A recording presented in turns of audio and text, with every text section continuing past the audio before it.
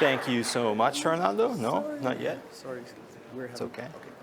All right. Thank you, Arnando. Thank you, Maria, the other Maria. Thank you, Justina, Jacek, everyone for putting on this conference. I myself helped put on a conference. We had it a couple weeks ago. And it's unbelievable how much goes into putting one of these things on. So, Murphy's Law, everything that can go wrong will. I thought, I'm going to do everything in my power not to be part of what might go wrong with this conference. And then I get a text from Maria a few minutes ago. Hey, where are you? You're supposed to go on. And I was thinking, well, I thought we were behind. Oh, no. So here I am. Thank you all for being here.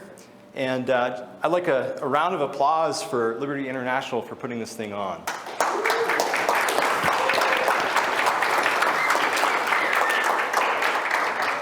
And thank you all for being here. So how to sell Marxists on markets. It's really simple. We're just going to round up all the people wearing Che Guevara t-shirts, and then we'll just sell them to the highest bidder in like China or Russia or something, right? That'll be fine. Jan, you would like that approach? Yes? I thought so. Okay, so obviously not. No, we want to sell Marxists on the idea of markets. So our topic today is persuasion. So this is kind of a continuation of Mark's talk, if you saw that about an hour ago. So if Mark's here, hopefully they'll join us. Oh, he is here, good. I think we have some common ground, and we also have some things that we might disagree on. So, but he's been doing this for decades longer than me. So maybe, take his word for it, I guess. But would love to hear your thoughts on this stuff. I've been writing and editing for the past 5 years or so. And I've had the opportunity to work with a lot of really persuasive communicators, really great writers that have taught me a lot. And it's been a whirlwind. I've learned a lot, and I want to share just a few ideas in the short time we have on how to sell Marxists on markets, or really, more broadly, how do we market markets in an anti-market culture? Say that one 5 times fast. So, how do we market markets in an anti-market culture? We're going to get into 3 principles, but first I want to start with a story. Who's this? Does anyone know? If you guess it correctly, you get a free book. No? Okay. We'll save the book for someone else then. Okay, so this is Megan Phelps Roper. And when she was 5 years old, her parents put a picket sign in her hand that she walked around with jubilantly, the same way other kids might walk around with some cotton candy or something. By the way, can everyone hear me okay? Am I loud enough? Am I too loud? Okay, excellent. So I am actually loath to even repeat what was on this sign, but I don't know any other way to get the point across. It was just so bigoted and horrible. But she's walking around with this sign at a picket, and the sign said, "Gays are worthy of death." Why would a 5-year-old be given a sign like that? Why would she be involved in a picket like this? Well, you guys might have heard of Westboro Baptist Church, which is as close as a church has ever gotten to a hate group, perhaps besides the Catholic raids and killing in the Middle Ages. But so Westboro Baptist Church was founded by Megan Phelps Roper's grandfather. And he thought it was the church's mission to spew hatred on the enemies of God. And those enemies, of course, were just whoever Fred Phelps happened to hate. And so they went to various events. They went to the funerals of soldiers who had died overseas, killed by IEDs. They went to the funerals of people killed by AIDS, and spewed their horrible message. Why are we talking about this? Well, something interesting happened when Megan Phelps Roper, so she was indoctrinated, suckled on these ideas from a very young age. She recalls hearing about 9/11 when she was at school. And to the absolute horror of her fellow classmates, she celebrated, because she and the other members of her church thought that every such tragedy was just proof, was just an indication of God's retribution for America's decadence and decay. So horrible ideas. When she was 23, though, something really interesting happened. She took the church's terrible message to Twitter. And of course, many people reacted the way that we might think most reasonable people would react. They attacked her character, right? They attacked her, and of course they attacked her ideas as well. But there were those, she said, that didn't lose their principles, they only set aside their scorn. And instead of attacking her character, they pointed out the logical inconsistencies in her ideas. And she began for the first time to really think for herself and to think through these ideas and to realize how horrible these ideas were. After years of telling other people that they were going to hell, she started to go through a sort of hell herself. Her own ideas sort of began to shift beneath her feet. And she didn't know what to think about the world anymore. And she was horrified looking in the mirror. And after some time, she decided to leave Westboro Baptist Church, she and her sister Grace. And today, she goes around the world talking to people about intellectual persuasion and about the sorts of tactics and techniques that people used on her to help her leave behind this bigotry that she was indoctrinated with. So, Megan Phelps Roper, among other things, she is proof that people that are indoctrinated on really bad ideas, even from a really young age, are still persuadable. We can persuade those people, but not by holding up bigger picket signs, not by yelling at them louder than they're yelling at us, and not by doing the digital equivalents of these things on Facebook and Twitter. So how do we persuade people? Like I said, we're going to get 3 principles today. The first one is think like a scientist. So Phil Tetlock is a political science professor, and he says that often when we attempt to persuade people of things, we take on the behaviors of preachers, prosecutors, and politicians. We preach the virtues of our ideas while ignoring the criticisms of those ideas. We prosecute other people's views with a greater focus on winning the argument than on actual truth. And we politic for support among our constituents instead of meaningfully engaging in a dialogue with people that don't agree with us. So instead of acting like preachers, prosecutors, and politicians, we should think more like scientists. I recently spoke to Virginia Postrel. She was the longtime editor of Reason magazine. She's a great writer. She's written several books that I really like. The one I like best is The Future and Its Enemies, and actually has a lot of parallels with Johan Norberg's book, Open. Do you mind if I steal this water? No, it's for you. Thank you. I'm going to sit right here. So, I spoke with Virginia Postrel, and she said that the besetting flaw of those who want to advance liberty is that they think that they already know everything. They think they know exactly how the world works, and all that's left is for someone to give them the reins of power so that they can put their views into place. But in fact, the world is really complex. No one person knows how everything works, which she says is a very good argument for liberty. We need an open sort of society in which people can try what they like. They're free to try things. They're free to fail. Anyone know who this guy is? This handsome gent. Check out that plane behind him. That would give you a hint. This is Blake Scholl. He is the CEO of Boom Supersonic. And Boom Supersonic is pioneering commercially viable supersonic flight. Remember the Concorde? It was like 20 years ago that that thing was retired. We haven't seen supersonic flight in decades. Blake is amazing. He's pioneering commercially viable supersonic flight. The Concorde was a government project. It was never actually meant to work, economically speaking. So they've just signed a deal with United. United has agreed to buy 50 of their Overture supersonic jets. And this is incredible, but of course, lots of people are worried. You can just already hear the criticisms, right? Like, isn't that dangerous? Flying faster than the speed of sound?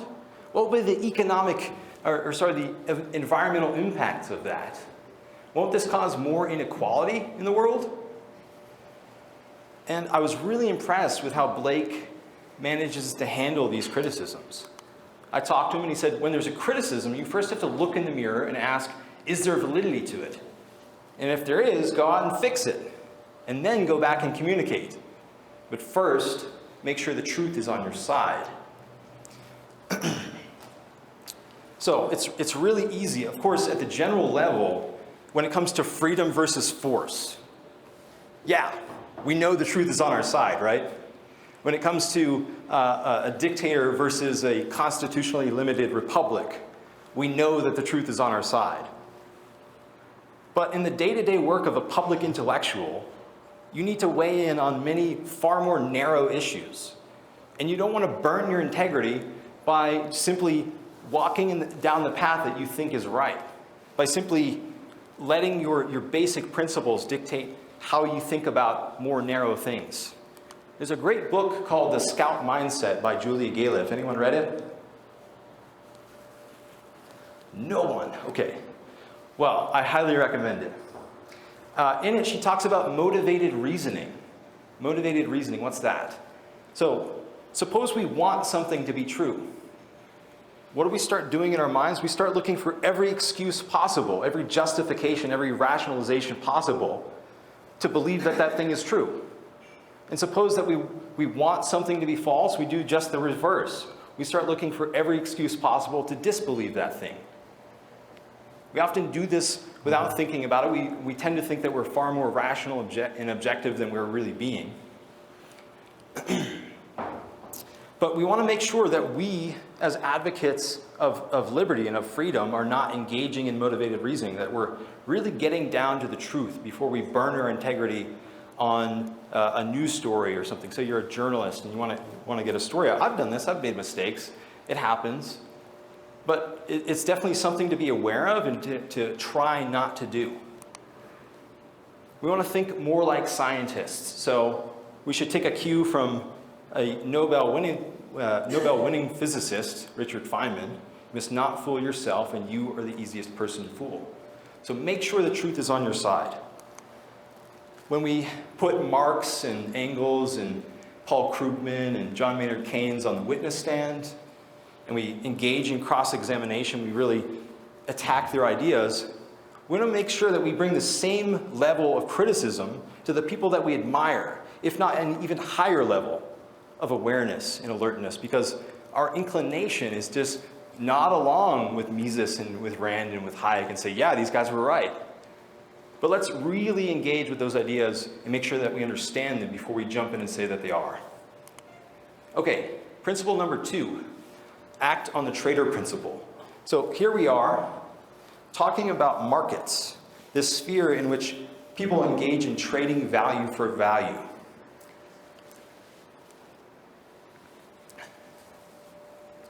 Yet when it comes to actually selling markets themselves, we often forget this basic principle of markets. We don't even think about what value am I actually trying to provide to my customer. Think about that, a customer. Somebody that we want to persuade is a customer. They're not just a target. So we have this sort of noble ideal with this vision that we are warriors or knights in this fight for liberty. And we want to slash through the reins of tyranny and dictatorship. But I think that we ought to change that metaphor, that we ought to think of ourselves far more like businessmen, like CEOs for liberty. I like to use this metaphor in my writing class. I teach how to write powerfully in defense of liberty. And I say, don't think of yourself like Lady Liberty's bulldog. Think of yourself as Lady Liberty's CEO and salesman. You know, there's a whole class of articles that do nothing but complain about something bad in the world. And I think Jon mentioned this yesterday in his talk. He said it's the Cassandra complex. People don't want to hear this stuff. Well, I think it's a little bit more than that. It's that we're not actually offering them any value. We're just complaining about something. If that's all we're doing, why would they want to hear that? Just bad news piled on top of more bad news. Okay, so we want to trade value for value. How are we going to do that? We have to recognize that we're competing with billions of other people for people's attention, right? And what are we talking about here? People's attention. That's their time, that's their life. We recognize the value of someone's life. They can go down the street, they can buy more clothes, they can buy more food, buy more books, but they cannot buy more time, at least not until Jose Cordero figures that stuff out for us. So, how are we going to appeal to their values? We tend to think that, well, this person's on the left, they're a socialist, they're a Marxist, they don't actually have any rational values to appeal to. But that's almost never the case. There are some people out there that are actually nihilists that want to do nothing but destroy values. But those people, in my experience, are actually pretty few and far between. If you talk to people, it turns out that we're really bad at perspective taking. We can't put ourselves in someone else's shoes very, very accurately. We can try to imagine what it's like and what their motives are, but we are really bad at doing that. Meta-studies, meta-analyses of various studies show this. So, to go back to principle number 1, think more like a scientist. How are we going to do that? How are we going to figure out what these people value? Well, here's a crazy idea. We should engage in conversation with them. We should go talk to these people. You know, last week I put up a Facebook post and I said, does anyone identify as a Marxist or a leftist? If so, I really want to talk to you, a radical leftist. And I had some really interesting conversations with people. And you know what? Many of them were Marxists and leftists, or something on the left, because they thought that that position actually supported some rational value that they held. They thought that it was the way to get to that value. And knowing that, knowing what that person values, is a huge step in the right direction, because then we can appeal to that value when making the case for liberty. Aristotle, long known as simply the philosopher, he said that all actions aim at some perceived or supposed good. People do the things they do because they think it's somehow good. They think it's going to achieve some positive value in the world. So what value are the people that we're talking to aiming to achieve?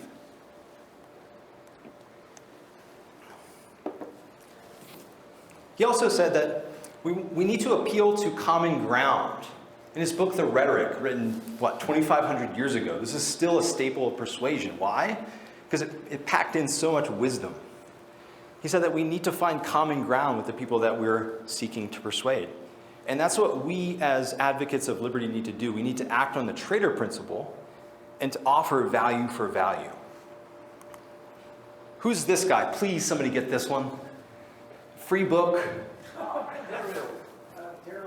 Yes! You get a free book, which you probably already have, so you can donate to someone else. So, this is Daryl Davis. I had him as a guest on The Hero Show. It's a podcast that I co-hosted for a while.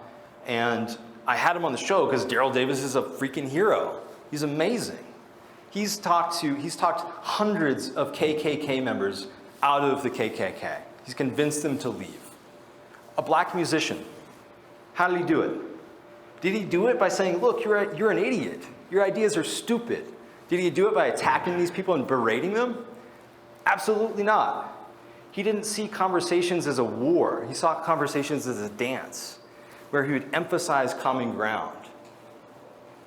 He would point out logical inconsistencies and say, wait, so you believe both of these things? These things that are obviously contradictory? You believe both of these?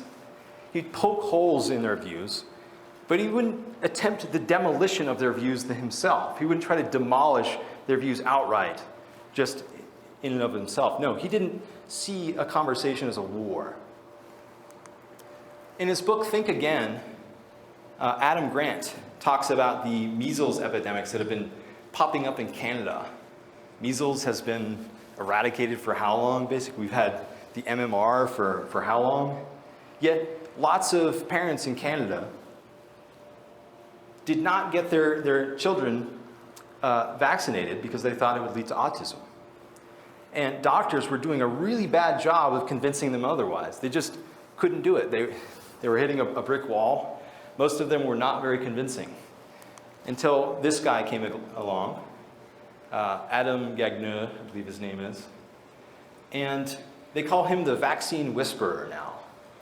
Because he'd go into a conversation with the parents, and he would affirm, he would say, yeah, you know what? I know that you want to do the right thing for your kids. Obviously you do. They're your kids. You value your kids. You want to do the right thing. And I know this is a really hard topic.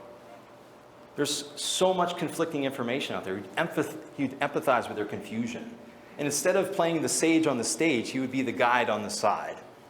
And he would really try to help them. And he would just very calmly explain what he needed to explain. And he had a way higher success rate than any of the other doctors. He was trained in motivational interviewing, trained in the ability to see people's desire to change, their desire to understand, and to point out that value and then point out the right way to achieve that value. Another guy who understood this principle really well was Benjamin Franklin, the most important diplomat in American history. Without Franklin, the French probably would not have come into the American Revolutionary War on the side of the Americans, meaning that there's a very high likelihood that America would have lost that war. So I regard him as the most important diplomat, not only in American history, but in history. I'm a huge fan.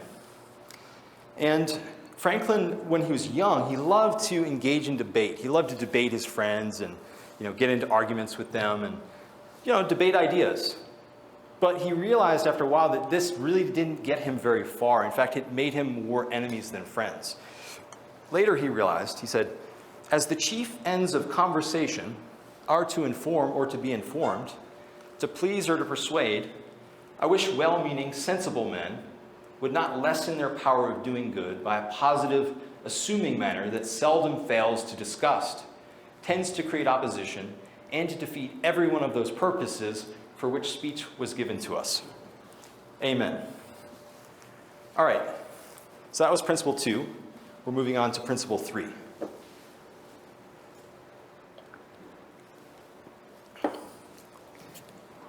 Take the moral high ground.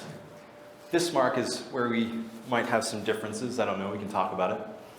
Take the moral high ground. Do you think that the American revolutionaries would have been very convincing if they had simply said to the British, you know what? These taxes are harmful to your economy and they're harmful to our economy. Why don't we just get rid of them? It will cause our GDPs both to go up. Actually, as much as I love Franklin, he made this argument for years because he was in England as the minister there. He's representing several colonies. And he made this practical, pragmatic argument. He said, look, this is a really bad idea, economically speaking. This is nuts. And it didn't matter. He didn't convince them. What did? What brought so many people into the American Revolutionary War on the side of the revolutionaries? Obviously, it was the moral argument. It was the moral argument. The colonists went from arguing for their political and economic rights as Englishmen to arguing for their individual rights as human beings. When asked, John Adams said that the American Revolution was not the war. No. The American Revolution was a revolution in the hearts and minds of the American people. It was, like I said, it was going from this practical, pragmatic argument to a moral argument for individual rights. What about slavery? What about the abolitionist movement? Would that have been convincing if the North simply said, look, we're way more industrialized than you guys. Our GDP is way higher. Why are you still using slavery? This is stupid. No, they didn't just simply lay their case on this this practical argument. The principle that animated the abolitionist movement was the same principle that animated the American Revolution. The principle of individual rights. It was a moral argument. Now, obviously, I don't want to applaud war in any way, shape, or form. We're talking about a horrible tragedy here, but a tragedy that led to the freedom of blacks in America. It was America finally coming home on this principle. Now, what about today? What about for the last several decades? There's been a reticence, I think, to make a moral case for capitalism, often among those who really are truly trying to make a difference. Mises opted for what he called a value-free approach.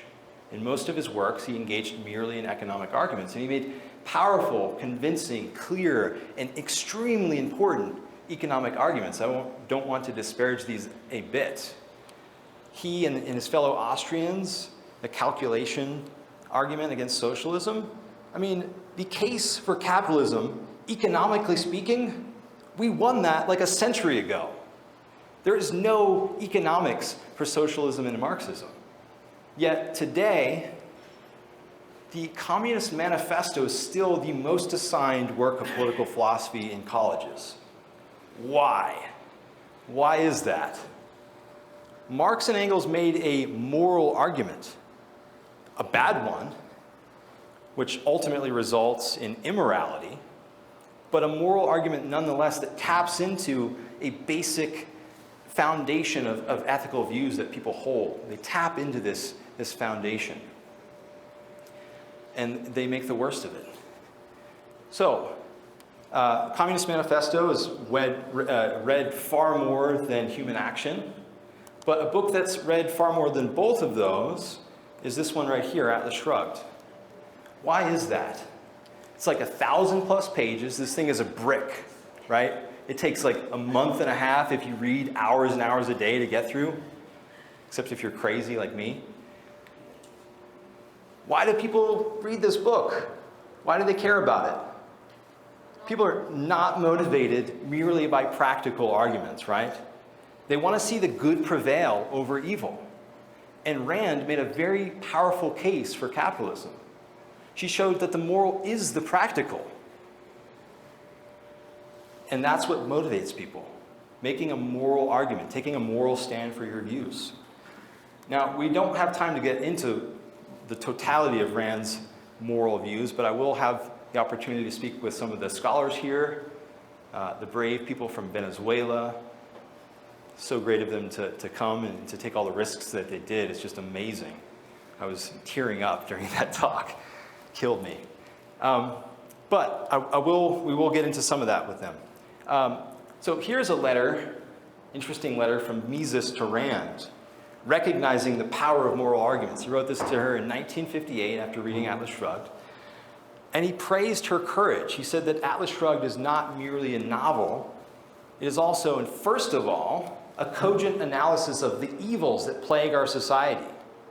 And he said it's a devastating exposure of the moral cannibals. He recognized the power of this moral argument. So, Rand's moral argument for capitalism, obviously we don't have time to get into that. I'd love to take some questions on it if you guys are interested. Also, if you want to learn more about persuasion and about making powerful moral arguments, I teach a class called How to Write Powerfully in Defense of Liberty at Objective Standard Institute. And if you go to objectivestandard.org/writing, you can check out details on the course. The next one starts in about 2 weeks on September 1st. And if you want to get a taste of the course, objectivestandard.org/writing ebook, and you can download for free my ebook, 7 Steps for Writing in Defense of Freedom. But just to recap how to sell Marxists on markets, or how to market markets in an anti-market culture. What do we want to do? We want to think like a scientist. Don't engage in motivated reasoning. We want to act on the trader principle. Offer value for value. Figure out what people actually value and then appeal to their rational values. And take the moral high ground. Make a moral argument for your views. Thank you. Fantastic. Thank you very much. We're going to take a few questions. You decide who will. Oh, great. Well, we need some hands first. What'd you think, Mark?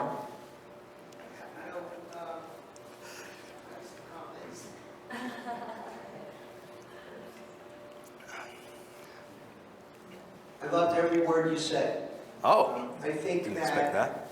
Unfortunately, because of the limitations of time, you think that I have not ground the legal principle that I talked about in a moral grounding. And I think that's probably, I'm guessing that this is your criticism of what I had to say. However, if I had more time, I would have mentioned that the legal principle that we talk about, the live and let live principle, is indeed what I call the least common denominator of morality. Absolutely. In fact, if you take any moral system anywhere that's been successful over any length of time, it agrees with every single thing in the live and let live principle. So I think we're on exactly the same page, even though I neglected to say that in my talk. But it's in my book. Cool. Thanks. All right. What do you guys want to know about persuasion? I guess I did a really good job. Oh, here we go. Kyle. All right. Kyle, right? Yeah. Excellent. I'd like to hear your recommendations about how to persuade people to accept the COVID-19 vaccination. Well, like I said, make sure that truth is on your side. And that's a very tricky topic, isn't it? I'm not a doctor, are you? Yes. Oh. Okay. Then you do it. Yeah, I mean, if the truth is on your side, appeal to their values. What is it these people value? Doesn't everyone want to be healthy? Okay. So that's a value that you can appeal to. And then from there, you need to say, well, if you want to be healthy, then you have to do X, and you have to actually show why your argument makes sense.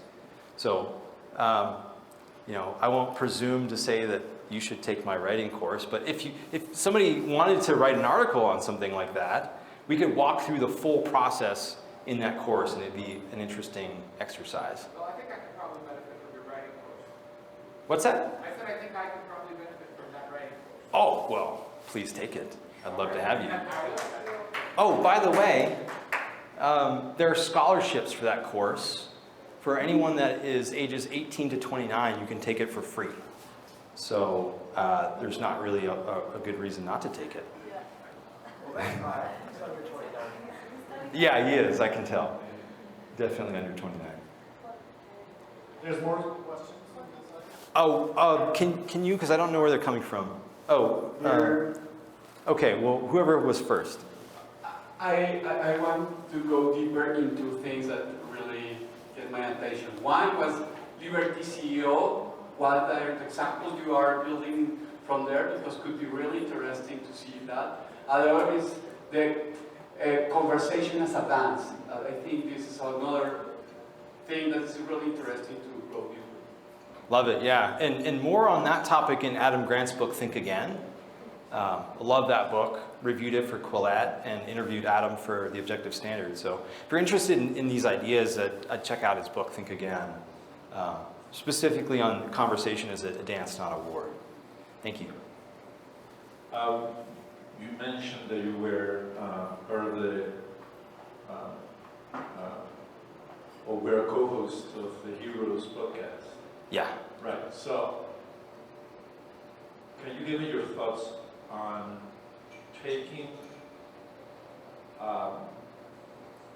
the art of writing well and put that into sound or video? Because we are in the video era.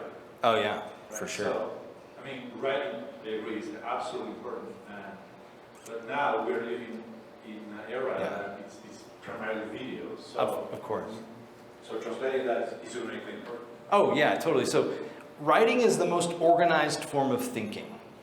So if you want to think about something really clearly, you can put it on paper and then review it and refine it and make it better and better and better and more clear.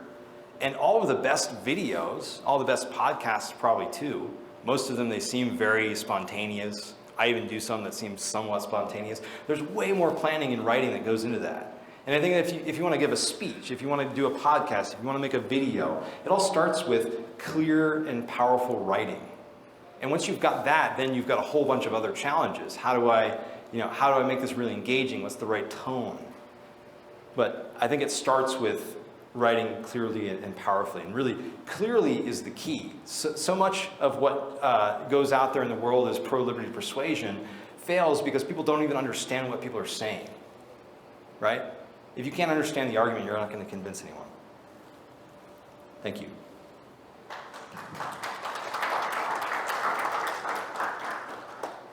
Great presentation, and just a question that some of us might have is that how do you get this from the morality to the common sense, to get our message across to hardcore radicals, for example, I happen to have lived in Venezuela as well before the whole thing went down, and I know hardcore Chavistas, they still believe in it, still, even if they have lost 20, 30 pounds because of the model, but they believe it.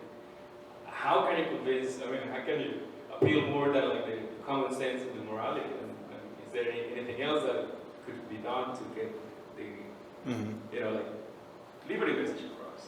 Yeah. So this is one of the things that I loved about Marx talk, with this whole live and let live principle. What he's doing there is he's tapping into a common framework that is widely held. It's not universally held. There are lots of people, and probably some of the ones you're talking about, that don't hold that basic moral principle. But I think part of it is finding common ground, and sometimes that common ground is not simply a value like I was talking about. Sometimes it's something methodological. So sometimes it's, can we agree to look at all the pros and cons on both sides? Can we agree to take a full context evaluation of this issue and not just look at the cons of one side and the pros of the other? The cons of capitalism and the pros of socialism. Well, if we do that, of course socialism is going to come out on top, right? So often I'd say, it's appealing to a common value, and it might be a value like a physical thing, or something like a good education, or it might be something like thinking well. Like lots of people, they don't want to be biased thinkers, so they'll agree in principle to engage in a full context evaluation of the issue. But very complex thing, and I'd love to have you in the writing course and figure it out, because it's different for every article, for every argument. There's not just one master key. That's one of the complexities of this. And one of the hard things about being a writer is figuring out that art of, in every instance, you're creating a new product, serving a new type of customer. And you have to figure out how to appeal to that customer with that product. I don't have authority, but... Yeah, very quick. I'm an economist and I'm a professor at Mercer University, and I teach a class called The Economic and Moral Foundations of Capitalism. Excellent. Every spring. And what we do is we read Atlas Shrugged the entire semester. Complemented by other readings, Mrs. Hayek and so on and so forth, but the core of the class is Atlas Shrugged. And having taught this for like probably 7 years now, the common criticism or pushback that I get from students is, with Ayn Rand is all or nothing. It's like, you are the superhero carrying the world on your shoulders, or you are one of the bureaucrats in the government making matters worse. There's kind of no middle ground. And if there's a middle ground, for example, Eddie Wheeler's, he ends up dying, or Jim Steigert's wife, she commits suicide, or the wet nurse, young kid that had good ideas but ends up, he's not a completely fully developed hero, and therefore he dies. So how do you guys approach that when you guys are teaching Atlas Shrugged or talking to people about that? This middle ground, do they have to die? Yeah. No, they don't have to die. And Rand, of course, didn't think so, although she was smeared with that sort of thing, with Whittaker Chambers' review and the National Review. I don't have to tell you, I'm sure that you understand that that wasn't Rand's actual thought. She's often accused of creating these cardboard cutout characters and things like that. Like, the quickest solution to your problem would be to add to the curriculum, if you don't have it already, have them read, before diving into Atlas Shrugged, have them read The Purpose of My Writing in Rand's The Romantic Manifesto, in which she talks about why she created the characters that she did the way that she did. She wasn't aiming, like the naturalists, to create real walking people that you'd see out on the street. No, she was aiming to create moral exemplars that people could look up to. Or down. Well, yeah, they wouldn't be the moral exemplars. They'd be the, yeah, exactly. Do we have time for one more, or we're done? Okay, real quick, please. I have two questions. The first one is, there's a lot of libertarian infighting. So as long as we can't persuade each other not to fight each other, it's going to be hard to persuade others. Mm-hmm. So I was wondering if you had any tips, any ideas for how to end libertarian infighting. You just heard them. use those same principles. Think like a scientist, act on the Trader principle, and take the moral high ground. Of course, when two people think that they have the moral high ground, you have kind of a problem. But hopefully, in most cases, one can convince the other. But most of the time, that they're not appealing to each other's values. They're literally just taking on these sort of, the type of fighting that goes on. It's largely ridiculous, and I don't agree with it or like it, and I don't think it gives us a very good standing. But what do you think? Do you have any quick response to that? You want me to answer my own question? No, I want you to respond to my response to your answer. Let's talk about it later. We have to wrap this up. Thank you so much. Thank you, everyone. That's your computer.